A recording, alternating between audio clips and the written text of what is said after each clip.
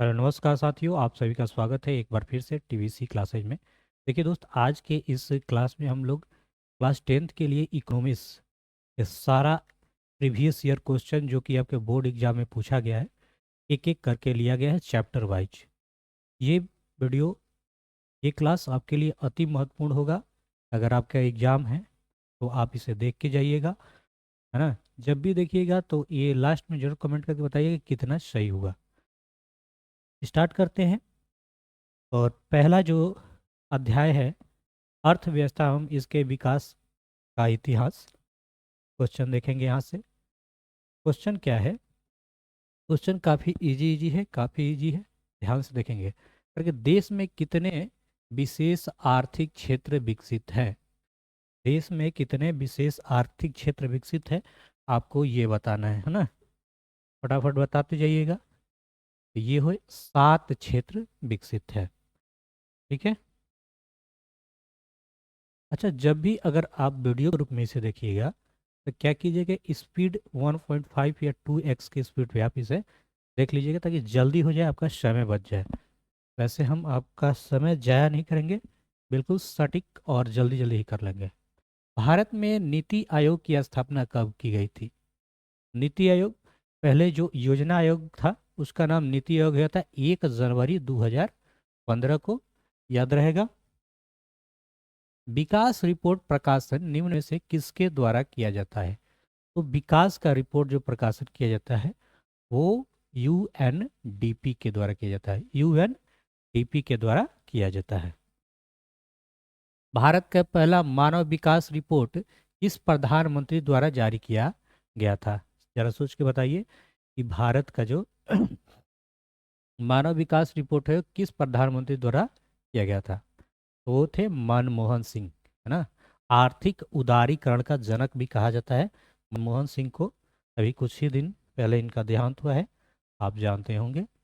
इस आयोग कमेटी ने सतत पोषणीय विकास की अवधारणा प्रस्तुत की? ब्रूडलैंड आयोग, साइमन आयोग, जेनेवा आयोग और ब्रेटन वुड्स कमेटी। तो हो जाएगा ब्रूटलैंड आयोग। ओके। नेक्स्ट क्वेश्चन, निम्न में से कौन सा देश मिश्रित अर्थव्यवस्था है? पूछ रहा है कि कौन सा देश मिश्रित, तो अपना देश भारत कैसा है? मिश्रित अर्थव्यवस्था है। ठीक है। ठीक है दोस्त, नेक्स्ट क्वेश्चन देखिए। अरे निम्न में कौन बीमारू राज्य है? बिहार, मध्य प्रदेश, उड़ीसा, इनमें सभी। तो बिहार, मध्य प्रदेश और उड़ीसा, ये तीनों हो जाएगा इनमें सभी कैसा राज्य? बीमारू राज्य। योजना आयोग को भंग कर कौन सा आयोग बना? तो योजना आयोग कर करके नीति आयोग बना था। क्या बना था? नीति आयोग।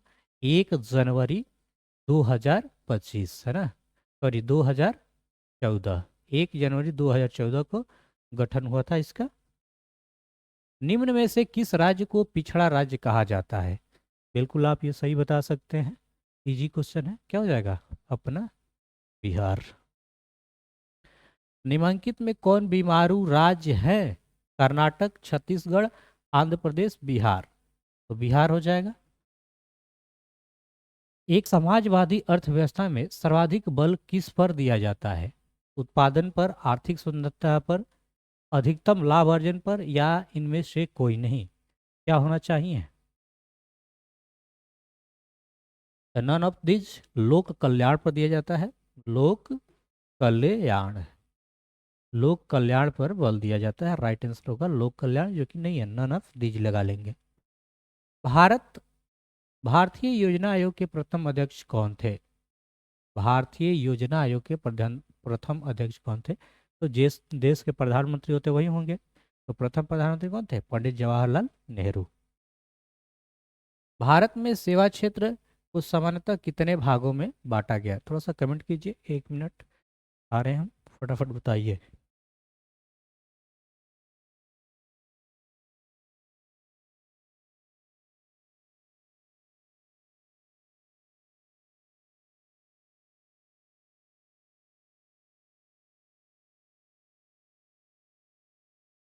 चलिए दोस्त बताइए फटाफट।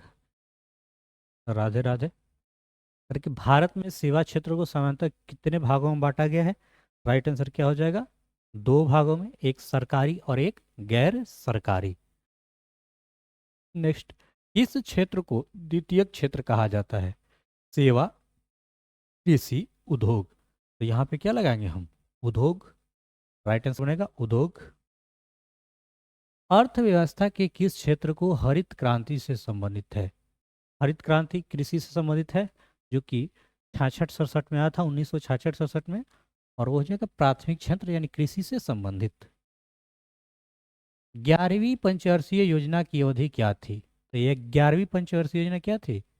2007 से 2012, है ना। गैस और बिजली उत्पादन को किस क्षेत्र में रखते हैं? गैस और बिजली उत्पादन को किस क्षेत्र में रखते हैं? इसे द्वितीयक क्षेत्र में रखते हैं। राइट आंसर बन जाएगा। आर्थिक विकास जिस प्रक्रिया से समाज के सभी वर्गों का जीवन स्तर ऊंचा कहलाती है? समावेशी विकास, सतत विकास, आर्थिक विकास, इनमें सभी हमें लगता है क्या होना चाहिए? समावेशी विकास। ठीक है, बिल्कुल राइट आंसर है। बिहार राज्य है कृषि प्रधान, उद्योग प्रधान, पशुपालन प्रधान या खनिज प्रधान? क्या लगाइएगा? कृषि प्रधान, क्योंकि कृषि प्रधान है। प्राथमिक क्षेत्र में कौन सी आर्थिक क्रिया शामिल है? कृषि, खनन, पशुपालन, इनमें सभी? तो इनमें सभी। प्राथमिक क्षेत्र में कृषि, खनन और पशुपालन तीनों शामिल हो जाएंगे। 2011 के जनगणना के अनुसार भारत की आबादी क्या थी? लगभग 121 करोड़। ब्रॉडलैंड आयोग का संबंधित है? ब्रॉडलैंड या ब्रॉडलैंड ऐसा ही देगा। सतत विकास से संबंधित है। किससे है? सतत विकास से। ठीक है, नेक्स्ट क्वेश्चन। निम्न में कौन सा प्राथमिक क्षेत्र से संबंधित है? सेवा क्षेत्र, औद्योगिक क्षेत्र, कृषि, नन ऑफ दीज? तो कृषि क्षेत्र किस में आ जाएगा? प्राथमिक क्षेत्र में आ जाएगा। ठीक है, चलिए बताइए। नेक्स्ट क्वेश्चन देखेंगे। आर्थिक विकास का तीसरा क्षेत्र क्या है? कृषि, उद्योग, विनिर्माण या सेवा? आर्थिक विकास का तीसरा क्षेत्र क्या होना चाहिए? कृषि, उद्योग, विनिर्माण या सेवा? फटाफट बताइए, क्या हो जाएगा? सेवा। Next question. भारत में योजना आयोग का गठन कब हुआ? भारत में योजना आयोग का गठन कब हुआ था? 15 मार्च 1950। 15 मार्च 1950 राइट आंसर यही बनेगा। बिल्कुल सही होना चाहिए। Next question. कारण कि कृषि का विकास करना किस पंचवर्षीय योजना का मुख्य उद्देश्य था? तो ये पहली का था, पहली का, है ना। किस कारण की भारत की पहली मानव विकास रिपोर्ट कब जारी की गई, है ना? भारत की पहली मानव विकास रिपोर्ट कब जारी की गई थी? तो अप्रैल 2002 में। यही हो जाएगा, अप्रैल 2002 में। गरीबी रेखा निर्धारण का कैलोरी मापदंड किसने दिया? कैलोरी मापदंड किसने दिया था? योजना आयोग या नीति आयोग या राष्ट्रीय विकास परिषद या तेंदुलकर समिति? इनमें क्या होना चाहिए? पटाई फटाफट। तो योजना आयोग। ठीक है। पीसी, प्रोफेसर पीसी महालनोबिस की अध्यक्षता में विकास का गठन किया गया राष्ट्रीय आय समिति की। किसकी? राष्ट्रीय आय समिति की। और ये रहा, खनन को किस क्षेत्र में शामिल करते हैं? तो खनन होता है प्राथमिक क्षेत्र। प्राथमिक यानी पहला क्षेत्र कृषि क्षेत्र में शामिल किया जाता है। इसका हम ऑप्शन ए लगा लेंगे। ठीक है, राइट आंसर जगह ऑप्शन ए। तो इस तरह से चैप्टर 1 में 30 क्वेश्चन थे। 30 में आपका कितना सही हुआ कमेंट करके बताइए फटाफट। फिर बढ़ते हैं हम लोग अगला चैप्टर पर, जो कि है, एक बार ध्यान से देखेंगे, राष्ट्र एवं राष्ट्र की आय से संबंधित। कि देश की आय, देश की राष्ट्रीय आय अधिक होती है तो वह देश क्या कहलाता है? बताइए जरा, तो इसका क्या होगा राइट आंसर?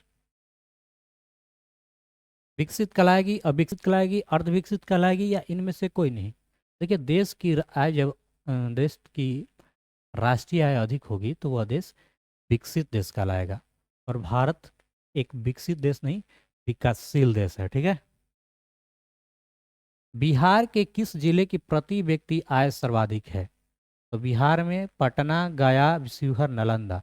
तो प्रति व्यक्ति आय किसका हो जाएगा? पटना का अधिक है। निम्नलिखित में कौन हमारे रहन सहन के स्तर को प्रभावित करता है? राजकीय आय, प्रति व्यक्ति आय, राष्ट्रीय आय या नन ऑफ दीज? तो कॉमन सेंस की बात है, प्रति व्यक्ति आय हो जाएगा। भारत की सर्वाधिक प्रति व्यक्ति आय वाला राज्य कौन है? ये रहा आपके पास चारों ऑप्शन, बताइए फटाफट। तो प्रति व्यक्ति आय जो होगा किस राज्य का सबसे अच्छा होगा? वो होगा गोवा का है। कहाँ का है? गोवा का। और सबसे कम बिहार की है।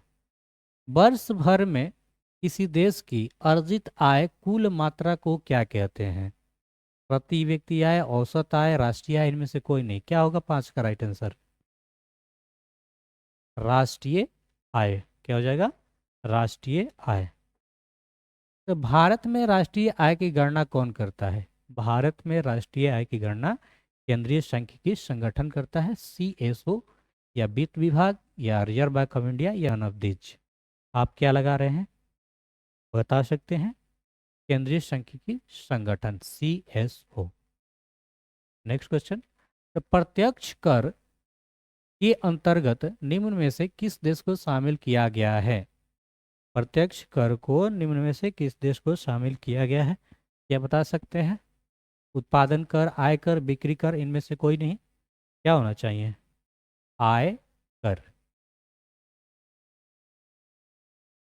चलिए नेक्स्ट देखते हैं। चक्रीय प्रवाह का संबंध निम्न में से किससे है? चक्रीय प्रवाह का संबंध निम्न में से किससे है? उत्पादन, आय और व्यय, इनमें सभी। क्या हो जाएगा? इनमें सभी। आय और उपभोक्ता का अंतर क्या कहलाता है? आय और उपभोक्ता के अंतर क्या कहलाता है? बचत, उत्पादन, वितरण या विनिमय? क्या हो जाएगा? बचत। क्या हो जाएगा? बचत। भारत में प्रति व्यक्ति आय सबसे कम किस राज्य का है? तो सबसे कम अभी बताया किसका है? बिहार का। केंद्रीय सांख्यिकी संगठन का स्थापना कब हुई थी? केंद्रीय सांख्यिकी संगठन यानी CSO का जो स्थापना हुआ था वो हुआ था 1954 में। कब हुआ था? 1954। राइट आंसर बनेगा ऑप्शन बी। विकसित देश की आय में वृद्धि के लिए किस पद का प्रयोग होता है? आर्थिक विकास, आर्थिक वृद्धि, समावेशी विकास, या नन ऑफ दीज? क्या होगा राइट आंसर 12 का? बहुत बढ़िया, आर्थिक विकास। आगे बढ़िए, नेक्स्ट क्वेश्चन देखते हैं। करके भारत की राष्ट्रीय आय सर्वप्रथम अनुमान किसने लगाया था? तो भारत की राष्ट्रीय आय को जो सर्वप्रथम अनुमान लगाए थे वो लगाए थे दादा भाई नौरोजी, जिन्हें ओल्ड मैन भी कहा जाता है। राइट आंसर होगा ऑप्शन बी। गरीबी के कुचक्र की धारणा किसने दी? गरीबी के कुचक्र की धारणा दिए थे रैगनर नर्क्स। रैगनर नर्क्स। गरीबी रेखा निर्धारण हेतु ग्रामीण क्षेत्रों के लिए प्रति व्यक्ति प्रतिदिन न्यूनतम कितनी कैलोरी निर्धारण की गई है? क्या होगा राइट आंसर? 2400 कैलोरी। क्या हो जाएगा? 2400 कैलोरी। ठीक है। अगला क्वेश्चन देखेंगे। कहता है poverty and un British rule नामक पुस्तक किसने लिखी? ये बहुत बार पूछा गया, बहुत ही कंपटीशन में पूछा गया है। ये दादा भाई नौरोजी की है बुक। किसकी? दादा भाई नौरोजी। निम्न में से, वहां पे निम्न हट गया, निम्न में से किस विधि के अंतर्गत उत्पादित अंतिम वस्तुओं के मूल्य को जोड़कर राष्ट्रीय आय की गणना की जाती है? आय विधि, व्यय विधि, मूल्य योग विधि, नॉन ऑफ दीज? क्या होगा राइट आंसर? ये होगा मूल योग विधि। मूल योग विधि। ये सही विकल्प को चयन करें। भूमि का परिश्रमिक क्या कहलाता है? तो भूमि का परिश्रमिक, पहले जमाना में क्या चलता था, लगान फिल्म देखे होंगे, तो पहले भूमि का परिश्रमिक जो लगता था उसे लगान कहते थे। क्या कहते हैं? लगान। भारत में सर्वप्रथम राष्ट्रीय आय का अनुमान कब लगाया गया? भारत में राष्ट्रीय आय का जो अनुमान लगाया गया था वो आई थिंक क्या होना चाहिए 1868 में। ये चैप्टर खत्म हो गया और नेक्स्ट चैप्टर है चैप्टर 3, मुद्रा बचत एवं साख से संबंधित। स्वीडन की मुद्रा क्या है, स्वीडन में क्या चलता है? तो स्वीडन में चलता है दोस्त, बताइए, पौंड चलता है, डॉलर, रूबल या क्रोना? तो क्रोना चलता है स्वीडन की मुद्रा। नेक्स्ट, टाका किस देश की मुद्रा? तो आसान है, बांग्लादेश की राजधानी ढाका और ढाका में चलता है टाका। क्या हो जाएगा? बांग्लादेश। मनुष्य के आर्थिक जीवन में सबसे महत्वपूर्ण क्या है? सबसे महत्वपूर्ण वही है जिसके लिए यही है मुद्रा सबसे महत्वपूर्ण। किसने कहा था कि मुद्रा वह है जो मुद्रा कार्य करती है? होलबर्न, नैप, हॉटेल विदर्स या सेली मैगन? तो ये होगा हॉटेल विदर्स। अगर एक बार आप ध्यान से देख लीजिएगा ना, एग्जाम में ये आईवे करेगा, क्योंकि ये निचोड़ है जो प्रीवियस ईयर पूछा गया है और उतना में सही क्वेश्चन आता है, ज़्यादा क्वेश्चन है नहीं, वही बनते रहता है। तो ये बिल्कुल आपको छपेगा और आंसर एकदम याद रहेगा कि यही होगा। निम्न में से कौन सा साख मुद्रा का उदाहरण है? साख मुद्रा, यहाँ पे हो जाएगा बैंक ड्राफ्ट, है ना? बैंक ड्राफ्ट साख मुद्रा का उदाहरण है। निम्न में कौन प्लास्टिक मुद्रा है? तो प्लास्टिक मुद्रा जो डेबिट कार्ड, क्रेडिट कार्ड है ना, यहाँ पे क्या हो जाएगा? Debit card, ATM. रूस की मुद्रा, रूस में रूबल, रूस में रूबल, याद रहेगा, रूस में रूबल, रूस में रूबल। साख का आधार है, साख का आधार है बचत, विश्वास, निवेश। यही है दोस्त विश्वास। और विश्वास ऐसी चीज है जो आपकी नैया पार लगाएगी। विश्वास रखना है कि आपकी नैया पार लग जाएगी, है ना? बचत क्या है? बचत क्या है, फटाफट बताएंगे, बचत क्या है? तो उपभोक्ता तथा बचत का अंतर ही होगा बचत। दिनार किस देश की मुद्रा है? इराक की, ईरान की, Saudi Arab, none of these? तो इराक की मुद्रा होती है दिनार। राइट आंसर क्या बनेगा? इराक। Thank you. विनिमय का सर्वोत्तम माध्यम है, विनिमय का सर्वोत्तम माध्यम, इसमें क्या लगा रहे हैं आप? ऐसे तो बहुत कुछ दिख रहा है लेकिन मुद्रा अच्छा लगेगा, मुद्रा अच्छा होगा, यही होगा, है ना? विनिमय। इनमें कौन सा मुद्रा का एक आधुनिक रूप नहीं है? आधुनिक रूप नहीं है मुद्रा, ड्राफ्ट, जमा, इनमें से कोई नहीं। 12 का क्या लगा रहे हैं आप? इनमें से कोई नहीं लगा देते हैं, कुछ दिख नहीं रहा वैसा। आजकल मुद्रा का कौन सा रूप अधिक प्रचलन में है? पत्र मुद्रा, हाँ, करेंसी, पत्र मुद्रा अधिक प्रचलन में है। प्रधानमंत्री नरेंद्र मोदी ने विमुद्रीकरण की घोषणा कब की थी? विमुद्रीकरण, डिमोनेटाइजेशन, अरे नोटिया बदला था, याद है? 8 नवंबर 2016, रात 8 बजे, भाइयों एवं बंधुओं, वही वाला है, 8 नवंबर 2016 को बदला था ना। निम्न में से किस देश का मुद्रा रुपया है? भारत, नेपाल, पाकिस्तान, इनमें सभी? सबका है, इनमें सभी हो जाएगा। तो नेपाली मुद्रा लग जाता है और पाकिस्तानी रुपया लग जाता है, लेकिन है तो रुपया ही, ठीक है। अध्याय 4 है हमारी वित्तीय संस्थाएं, आवर फाइनेंशियल इंस्टीट्यूशन। नोबेल पुरस्कार से सम्मानित बांग्लादेशी अर्थशास्त्री थे। नोबेल पुरस्कार से सम्मानित बांग्लादेशी अर्थशास्त्री थे, वो थे professor Mohammad Yunus. Option B is the right answer. Next, Bharat में कितने राष्ट्रीयकृत बैंक है? भारत में कितने राष्ट्रीयकृत बैंक है? अपने बुक के अनुसार 19। कितना? 19, ठीक है। गैर संस्थागत वित्त प्रदान करने वाला सबसे लोकप्रिय साधन, देसी बैंकर, महाजन, व्यापारी, नॉन ऑफ दिस? तो यहाँ पे बनेगा महाजन। क्या बनेगा? महाजन। करके इनमें से कौन सा संस्थागत वित्तीय संस्थान नहीं है? वित्तीय संस्थान नहीं है, महाजन, व्यवसायिक बैंक, सेठ, साहूकार, रिश्तेदार? रिश्तेदार नहीं है। वाणिज्यिक बैंकों का राष्ट्रीयकरण कब हुआ था? वाणिज्यिक बैंकों का राष्ट्रीयकरण हुआ था 1969 में। बिल्कुल राइट आंसर क्या बनना चाहिए? 1969। नेक्स्ट क्वेश्चन देखेंगे। करके भारत में करेंसी नोट जारी करता है? वित्त विभाग, रिजर्व बैंक ऑफ इंडिया, वाणिज्यिक बैंक, नॉन ऑफ दीज। अच्छा क्वेश्चन है, क्या होना चाहिए राइट आंसर? ठीक है, बताइएगा। RBI, reserve bank of India, है ना। इसका स्थापना कब हुआ था? तो 1935 में हुआ था। हाँ, कभी ये भी पूछा जाता है। प्रत्यक्ष कर के अंतर्गत किसे शामिल किया जाता है? प्रत्यक्ष कर के अंतर्गत किसे शामिल किया जाता है? आय कर को, है ना। Right answer option B. Share बाजार का नियामक संस्था है, शेयर बाजार का नियामक संस्था होता है सेबी, और इसका मुख्यालय मुंबई में है। ठीक है। भारत मुद्रा बाजार में किस प्रकार के ऋणों का लेन देन होता है? अल्पकाल, दीर्घकाल दोनों होता है। अल्पकाल, दीर्घकाल दोनों होना चाहिए। नए आंसर दिया हुआ है अल्पकाल, बिल्कुल राइट आंसर। नेक्स्ट देखेंगे। सहकारिता का मूल तत्व क्या है? आपसी सहयोग, शैक्षिक सदस्यता, जनतांत्रिक संचालन, इनमें सभी। क्या लगा रहे हैं आप?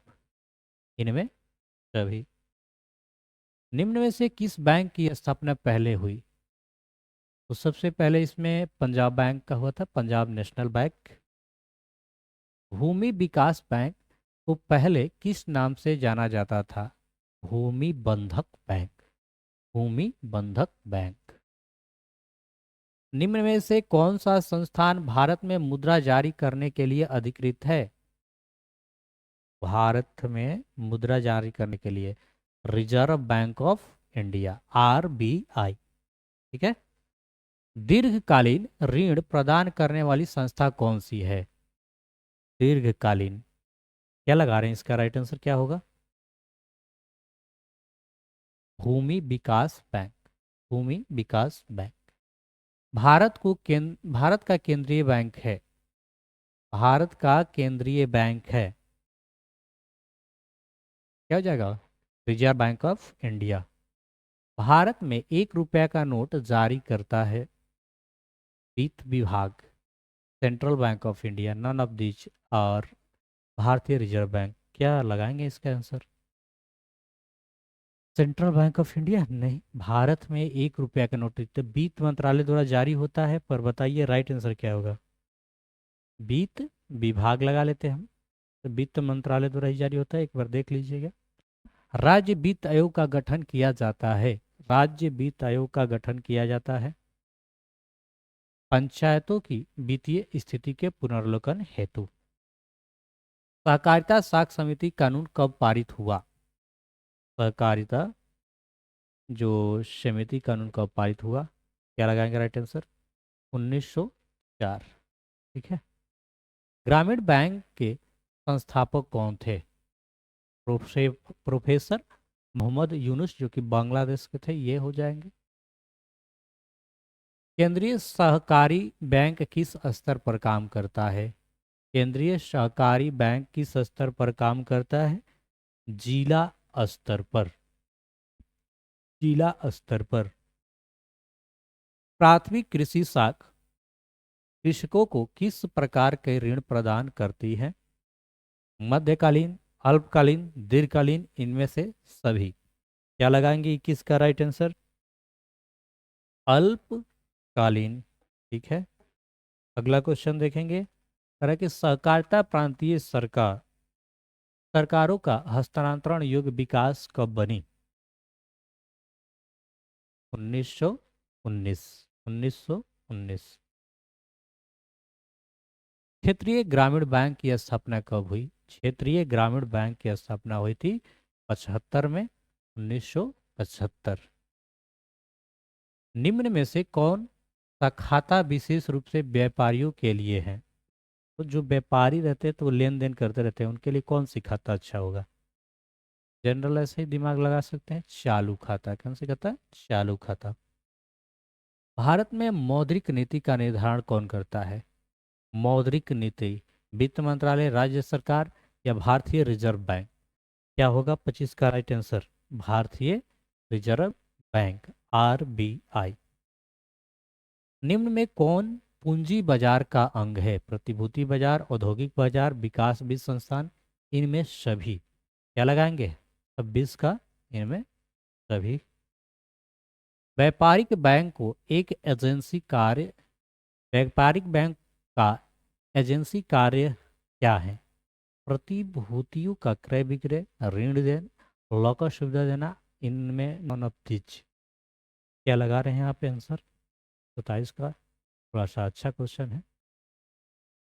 क्या हो जाएगा? ऋण देना, ऋण देना। रिजर्व बैंक ऑफ इंडिया की स्थापना कब हुई थी?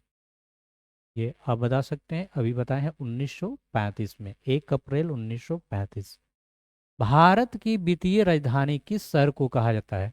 भारत की वित्तीय राजधानी कहा जाता है मुंबई को, है ना, मुंबई को। निम्न में पहले क्षेत्रीय ग्रामीण विकास कब स्थापित हुई? यहाँ पे निम्न लिख लेंगे, निम्न छूट गया है 1975 में। ये 2 बार पूछा जा चुका है। अध्याय 5 रोजगार एवं सेवाएं से संबंधित क्वेश्चन देखते हैं। ऊर्जा के प्रमुख स्रोत क्या है? कोयला, पेट्रोलियम, विद्युत, इनमें सभी हो जाएगा।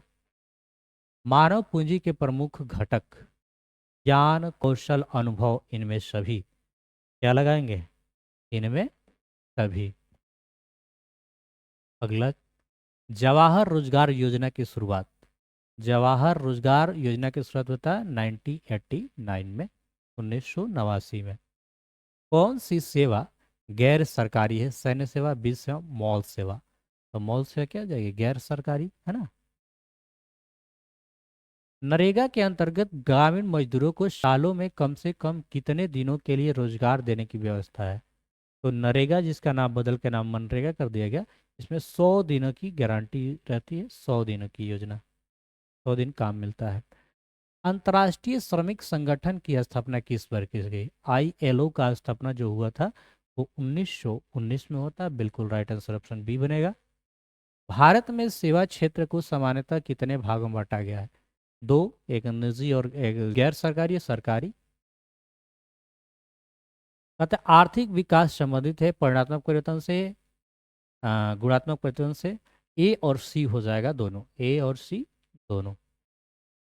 विकासशील देशों में कार्यशील जनसंख्या अधिकांशतः संलग्न है। विकासशील देशों में अधिकतम जनसंख्या किसमें है? कृषि में। हम मारते हैं कृषि, ठीक है।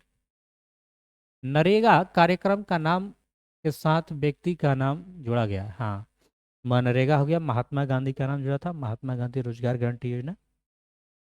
निम्न में से कौन सा आर्थिक आधारभूत संरचना का घटक है? शिक्षा, वित्त, स्वास्थ्य, नॉन ऑफ दीज। बताइए क्या होगा इस प्रश्न का राइट आंसर? ये होगा वित्त। क्या हो जाएगा? वित्त। देश की सीमा के अंदर एक वर्ष में उत्पादित सभी अंतिम वस्तुओं एवं सेवाओं के मौद्रिक मूल्य कहलाता है। सकल घरेलू उत्पाद, सकल राष्ट्रीय उत्पाद, सकल घरेलू उत्पाद, नॉन ऑफ दीज। क्या बनेगा राइट आंसर? बताइए फटाफट। सकल घरेलू उत्पाद। वैश्वीकरण की नीति से किस क्षेत्र को सबसे कम लाभ हुआ? विनिर्माण, कृषि क्षेत्र, सेवा क्षेत्र या नॉन ऑफ दीज। क्या होगा राइट आंसर? कृषि क्षेत्र। निम्न में से क्या आर्थिक आधारभूत संरचना का अंग है? शिक्षा, यातायात, स्वास्थ्य या नागरिक सेवाएं। क्या लगाएंगे? यातायात। मानवीय पूंजी का निर्माण का मुख्य घटक है। मानवीय पूंजी का प्रमुख घटक क्या है? स्वास्थ्य सेवाएं, आवास, शिक्षा एवं प्रशिक्षण, इनमें सभी तो इनमें सभी हो जाएगा। निम्न में कौन पिछड़ा राज्य है? पंजाब, हरियाणा, बिहार, महाराष्ट्र। ये हो जाएगा बिहार। आर्थिक क्रियाओं का उद्देश्य है। आर्थिक क्रियाओं का उद्देश्य क्या होता है? आखिर हम लोग आर्थिक क्रिया क्यों कर रहे हैं? जीविकोपार्जन के लिए, जीवन के यापन के लिए, जीविकोपार्जन। भारत के सकल घरेलू उत्पाद में किस क्षेत्र का योगदान सर्वाधिक है? सकल घरेलू उत्पाद में सबसे ज्यादा कृषि का उद्योग होगा। मनरेगा कार्यक्रम की शुरुआत किस राज्य से हुई थी? अच्छा क्वेश्चन है ये आपके लिए, कमेंट करके बताइए। जो दोस्त इसका फर्स्ट कमेंट करेंगे उनको हम पेटीएम करेंगे 50 रुपीज़, है ना, 50 रुपया। लेकिन वो भी 24 घंटे के अंदर। ये वीडियो अगर आप आज, यानी आज डेट है कितना, 28, 29, 30, 31 तारीख है, 31/1/2025 को कमेंट करेंगे तो ही 50 रुपये आप पाएंगे इस क्वेश्चन के लिए। अगर नहीं करेंगे तो नहीं पाएंगे। राइट आंसर होगा आंध्र प्रदेश, ये भी बता दे रहे हैं। जो इतना देखेगा, जो यहाँ पे आएगा वो बताएगा, जो स्किप करके देखेगा उसको ये मिलेगा नहीं और वो प्राइज नहीं पाएगा। हर वीडियो में कुछ न कुछ आपको मिल रहा है इनाम के तौर पर, आपके मनोबल के लिए। निम्न में से कौन सी बेरोजगारी कृषि क्षेत्र में पाई जाती है? ऐसा नहीं है कि हम ऑनलाइन ही, हमारे ऑफलाइन बैच भी चलता है, उसमें भी हम बच्चों के लिए बहुत कुछ देते हैं ना। जब टेस्ट लेते हैं तो जो फर्स्ट सेकंड थर्ड आता है तो उसको अच्छा सा कॉपी किताब बिल्कुल मुफ्त, उसके मनोबल के लिए। तो आप लगाइए राइट आंसर क्या होगा इसमें। लेकिन निम्न में कौन सी बेरोजगारी कृषि क्षेत्र में, टिपी बेरोजगारी, मौसमी बेरोजगारी, दोनों दोनों होता है। प्रत्यक्ष विदेशी निवेश का सर्वाधिक लाभ किस क्षेत्र को मिला? बताइए फटाफट, 21 का राइट आंसर क्या होगा? सेवा क्षेत्र। क्या हो जाएगा? सेवा क्षेत्र। अगला प्रश्न, अगर छिपी बेरोजगारी पाई जाती है कृषि क्षेत्र में, वस्तु और सेवाओं को अपने उपयोग के लिए कौन खरीदता है? उपभोक्ता, जो उपयोग करेगा। निम्न में कौन गैर आर्थिक आधारभूत संरचना का अंग है? बताइए फटाफट, क्या हो जाएगा? शिक्षा। चलिए अगला अध्याय 6 है, वैश्वीकरण, ग्लोबलाइजेशन से संबंधित क्वेश्चन। वैश्वीकरण के मुख्य अंग कितने हैं? तो वैश्वीकरण के मुख्य अंग 4 होते हैं। कितने होते हैं? 4। आगे बढ़ते हैं। सरकार निम्नलिखित में से क्या नई आर्थिक नीति का अंग नहीं है? निजीकरण, उदारीकरण, वैश्वीकरण, राष्ट्रीयकरण। तो क्या हो जाएगा? राष्ट्रीयकरण। वैश्वीकरण का क्या अर्थ है? वैश्वीकरण का अर्थ क्या होता है? विश्व अर्थव्यवस्था से समन्वय। निम्न में कौन बहुराष्ट्रीय कंपनी है? Ford Motors, Samsung, Coca Cola, इनमें सभी। बुक में इनमें सभी भी दिया है, कोको कोला भी दिया है, इनमें सभी लगा लेते हैं। निम्न में कौन बहुराष्ट्रीय कंपनी है? बहुराष्ट्रीय कंपनी है सैमसंग, नोकिया, इन्फोसिस। तो सैमसंग भी है, इन्फोसिस भी है, क्या लगाएंगे इसका राइट आंसर? अब हम लगा लेते हैं, यहाँ पे इनमें सभी लिख लेंगे तो सब हो जाएगा all of this. All of this question अधूरा लग रहा है, ऑल ऑफ दिस। भारत में एलपीजी नीति कब अपनाई गई? भारत में एलपीजी नीति अपनाई गई थी 1991 में। नई आर्थिक नीति में से किसे सम्मिलित नहीं किया गया? उदारीकरण, आर्थिक व्यवस्था, वैश्वीकरण। नई आर्थिक नीति में किसे सम्मिलित नहीं किया गया? तो वो नहीं किया गया है नियंत्रित नियंत्रित अर्थव्यवस्था को। ये हो जाएगा 7 का बी नंबर बनेगा। देखिए दोस्त, जो भी वीडियो में थोड़ा सा डिस्टर्ब आ रहा है जैसे लाइकिंग के टाइप, तो वो 2-4 दिन में कंप्यूटर की वजह से सॉल्व हो जाएगा, कंप्यूटर न्यू आ जाएगा। तो सरकार निम्न में कौन सी विदेशी ब्रांड नहीं है? टोयोटो नहीं, टाटा होगा ना, टाटा हो जाएगा, जो कि विदेशी ब्रांड नहीं है। ऑप्शन बी हो जाएगा। नई आर्थिक नीति में किसे सम्मिलित किया गया है? किया गया, किया गया में क्या लगाएंगे? उदारीकरण, वैश्वीकरण, निजीकरण, इनमें सभी। WTO विश्व व्यापार संगठन का मुख्यालय कहाँ है? किस वर्ष स्थापना की गई थी? इसका मुख्यालय जेनेवा में है और स्थापना की गई थी 1995 में। विश्व व्यापार संगठन है ना, विश्व व्यापार संगठन का मुख्यालय कहाँ है? जेनेवा। क्या लगाएंगे? जेनेवा। 11 का राइट आंसर बनेगा जेनेवा। और भी एक ट्रिक याद रख सकते हैं, ये डब्ल्यू से स्टार्ट और ओ से खत्म, तो अधिकतर आपको 99% जेनेवा ही मिलेगा। क्या मिलेगा दोस्त? जेनेवा, उसका मुख्यालय है ना।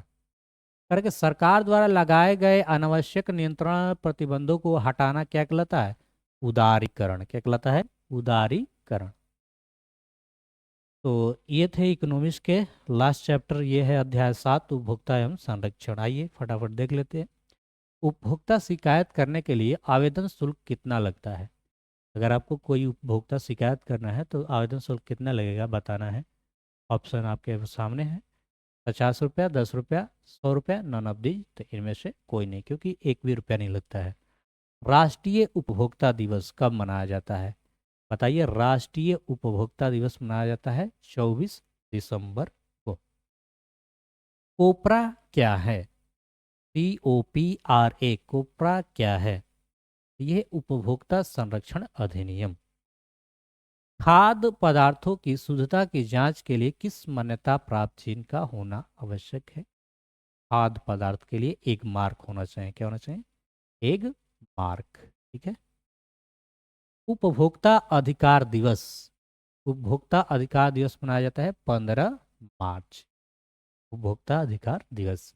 कृषि उत्पादकों के मानकीकरण के लिए किस मानक का उपयोग है? कृषि है ना, तो कृषि में चलता है एक मार्क, होल, इको मार्क। क्या चलेगा कृषि में? एक मार्क।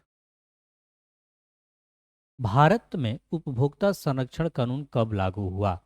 भारत में उपभोक्ता संरक्षण कानून 1986 ईस्वी में। स्वर्ण स्वर्ण आभूषणों की परिशुद्धता को सुनिश्चित करने के लिए किस मान्यता प्राप्त चिन्ह? देखिए, सोना होना की तो हॉल मार्क का सोना मिलता है। क्या हो जाएगा? Hall mark, option A. Bharat सरकार ने सूचना का अधिकार अधिनियम कब पारित किया? सूचना का अधिकार कब पारित किया था? 2005 में। भारत में मानवाधिकार सुरक्षा अधिनियम कब पारित हुआ? भारत में मानवाधिकार सुरक्षा अधिनियम कब पारित हुआ था? 93, 91, 92, 93। वर्तमान में उपभोक्ता संरक्षण हेतु कितने आयोग काम कर रहे हैं? 24, 35, 30, नॉन ऑफ दिस। क्या होना चाहिए? तो 35। कितना हो जाएगा? 35। औद्योगिक उत्पादों की गुणवत्ता सुनिश्चित करने के लिए किस मानक चिन्ह का? तो यहाँ पे तो लाइट कट गया, कोई बात नहीं, इतना ही अपलोड कर देंगे। कुछ क्वेश्चन बचा है उसको ऐड कर लिया जाएगा।